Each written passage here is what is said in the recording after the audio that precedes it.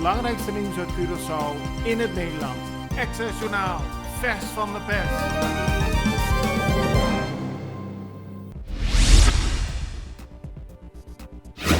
Het bedrijf Parman International BV van de Iraans-Amerikaanse zakenman Hoensang Ansari begint een reeks rechtszaken tegen de verkoop van Banco di Caribe. Die aangeplande verkoop is volgens Ansari illegaal. Ansari heeft een grote bemoeienis gehad bij Enya en bij Banco di Caribe en wil niet dat de bank nu verkocht wordt omdat dat weer problemen oplevert voor de solvabiliteit van Enya, aldus Parman International.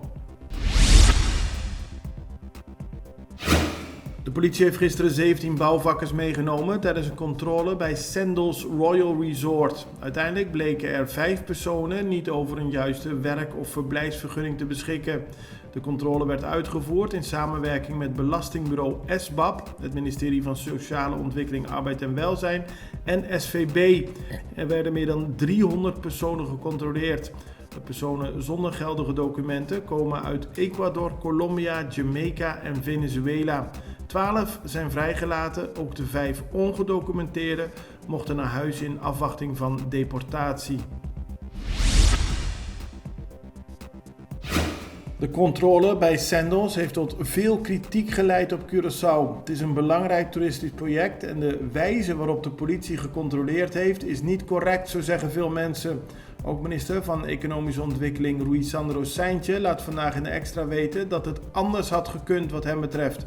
Er moet gecontroleerd worden, maar jagen op zoveel mensen op zo'n grote schaal is volgens hem niet verstandig. De rechter op Curaçao heeft in september vorig jaar bepaald dat er geen rechtvaardiging is om paren van gelijk geslacht een burgerlijk huwelijk te weigeren. Daarmee stelde de rechter de weg naar een homohuwelijk open, maar de rechter bepaalde wel dat dat iets is dat het parlement moet regelen. Gisteren werd bekend dat minister van Justitie Gilmar Pik-Pisas heeft laten weten dat de overheid in hoger beroep gaat tegen deze uitspraak. Na Colectra, nós toma tempo para servir ora com mais da comunibo. Llama no centro de cliente na telefone 0800-035 de Jaluna para Jabierne voor die setor de mente te com setor de noite para turno serviço nang off patrão cita.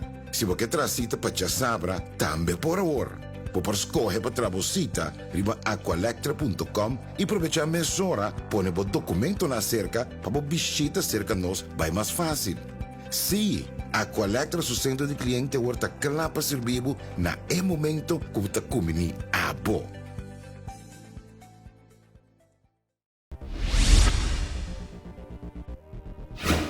De Extra meldt vandaag dat gevangenisbewaarders van de gevangenis SDKK deze week een drone hebben onderschept. Die kwam marihuana brengen in de gevangenis, maar uiteindelijk kon dat dus niet doorgaan.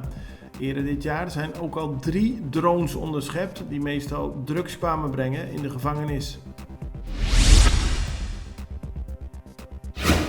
Nederland had deze week gemeenteraadsverkiezingen. Er deden meer dan 30 Caribische kandidaten mee. En gisteren bleek dat in totaal 8 van hen zeker zijn van een plaats in hun gemeenteraad. Daarbij gaat het onder meer om Bina Sherino, nummer 2 op de lijst van de ChristenUnie in Utrecht, en Geraldine Osepa. Zij is oud-directeur van Casti Cultura op Curaçao en komt nu namens GroenLinks in de gemeenteraad van Delft. De Curaçaose atleet Lee Marvin Bonifacia zal niet meedoen met de wereldkampioenschappen indoor die in Belgrado worden gehouden. De Curaçaose atleet liep gisteren tijdens de training een hamstringblessure op.